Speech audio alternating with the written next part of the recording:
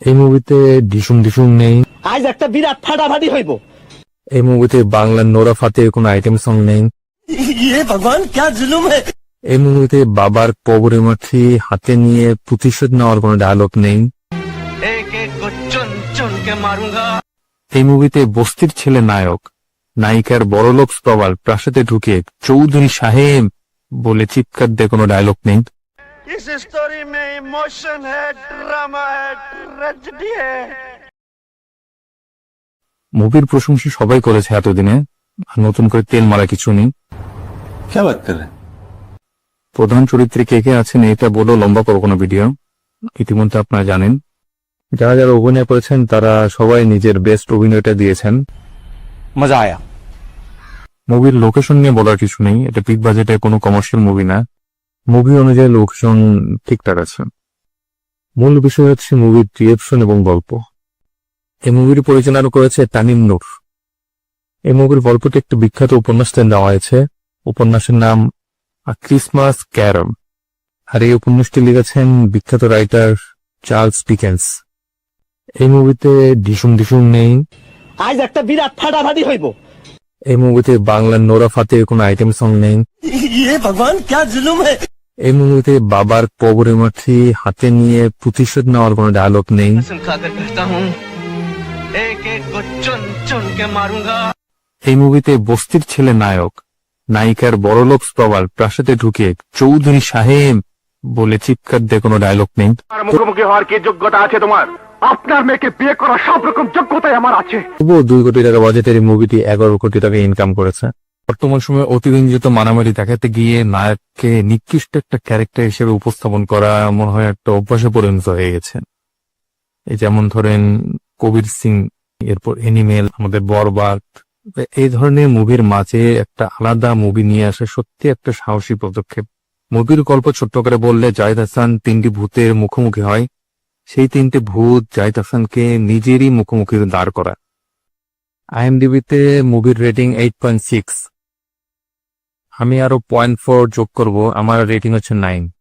0.2 দেবো একটি ব্যতিক্রম ধর্মীয় গল্পে চমৎকার ডিরেকশনের জন্য, আর 0.2 দেবো ডায়লগের জন্য।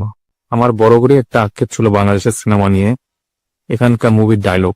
আমি যখন কলকাতা মুভি দেখি, মুভিতে ডায়লগ গুলো যখন শুনি আর কি, তখনই বোঝা যায় ডায়লগ লেখার মধ্যে একটা মুন্সি আনা আছে আর কি। কত চমৎকার একটা কথার পিঠে আর একটা চমৎকার একটা উত্তর, এই জিনিসটা মিস করতাম আমি বাংলাদেশি মুভিতে। উৎসব মুভিতে এরকম একাধিক ডায়লগ আছে যে ডায়লগ গুলো খুব চমৎকার, শুনলেই মজা লাগে। এরকম একটা উদাহরণ দেয়, সেটা হচ্ছে সেলুনে বসে আছে জাহিদ হাসান, তাকে পাশ থেকে এক লোক বলছে, জাহাঙ্গীর সাহেব আপনাকে তো হারিকেন দিয়েও খুঁজে পাওয়া যায় না। তখন জাহিদ হাসান উত্তর দেয়, এলাকার সভাপতি হাতে হারিকেন। জাহাঙ্গীর সাহেব, আপনাকে তো আমি হারিকেন জেলায় খুঁজতেছি। এলাকার সভাপতি এখনো হাতে হারিকেন? কথাটা ডাবল খোঁচা টাইপ একটা বিষয় আছে। ডায়লগটা সুন্দর ছিল। এরকম অনেকগুলো ডায়লগ আছে মুভিতে।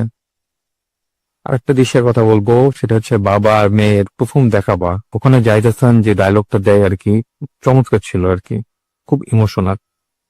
তো এখানে আমার একটা খামতি লেগেছে আর কি, ক্যামেরা অ্যাঙ্গেল। ক্যামেরাটা একটু দূর থেকে দেওয়া হয়েছে, ক্লোজ হলে ভালো হতো।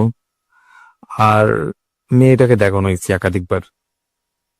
আমি হলে জাহিদ হাসানকে ক্লোজে দেখাতাম এবং একটা ওয়েস্ট শট নিতাম মেয়েটার পিছন থেকে। মেয়েটার পিছন থেকে প্যান করে ক্যামেরাটা চলে যাবে বাম থেকে ডানে বা ডান থেকে বাম, মানে অডিয়েন্স যেন মনে করে যে হ্যাঁ আমাদের সামনে মেয়েটা যেতে, সেও একজন অডিয়েন্স, এবং জাহিদ হাসান আমাদের সব পুরো অডিয়েন্সকে কথাগুলো বলছে। তখন মানুষ আরো বেশি কানেক্ট হতে পারত এই দৃশ্যটার সাথে। मैंने उससे मोहब्बत करने से पहले ये शर्त तो नहीं रखी थी कि वो मुझसे ज्यादा चाहिए। मोहब्बत में शर्तें नहीं होती तो अफसोस भी नहीं होना चाहिए। আপনারা হয়তো ভাববেন যে আমি একটু পণ্ডিতি করলাম, যার কারণে আরেকটি 50 সেকেন্ডের একটি দৃশ্য আপনাদেরকে দেখাই বিখ্যাত মুভি মহব্বতে থেকে, যেখানে শাহরুখ খান একটি ডায়লগ দেয় 50 সেকেন্ডের। গুরুত্বপূর্ণ সেই ডায়লগে তার 3 জন ছাত্রের একজনকে দেখানো হয়নি, সির্ফ শাহরুখ খানকে দেখানো হয়েছে। ক্যামেরাটা প্যান করে কিন্তু কোনো ছাত্রের মুখ দেখানো হয় না, শুধু শাহরুখ খানের এক্সপ্রেশন, এটাই দরকার ছিল। তারপর যেটা হয়েছে ভালোই ছিল আর কি। আরেকটা দৃশ্যের কথা বলবো, সেটা হচ্ছে শেষ দৃশ্যে আফসানা মিমি যখন তার মেয়েকে নিয়ে সে বাবার হাতে, জাহিদ হাসানের হাতে দিয়ে যায়, ওখানে কোনো ডায়লগ ছিল না। জাহিদ হাসান একটা লুক দেয়, আফসানা মিমি একটা লুক দেয়, এই লুকেই দৃশ্যটা শেষ হয়ে যায়। এটা একটা অসাধারণ দৃশ্য ছিল। আপনি যখন ডায়লগ না দিয়ে জাস্ট অভিনয়ের মাধ্যমে একটা দৃশ্যে কি বলতে চাচ্ছেন এটা যদি ব্যাখ্যা করতে পারে, এটা হাজারটা ডায়লগের চাইতে বেশি শক্তিশালী হয়। ওই দৃশ্যটার মধ্যে অসংখ্য কথা ছিল আর কি।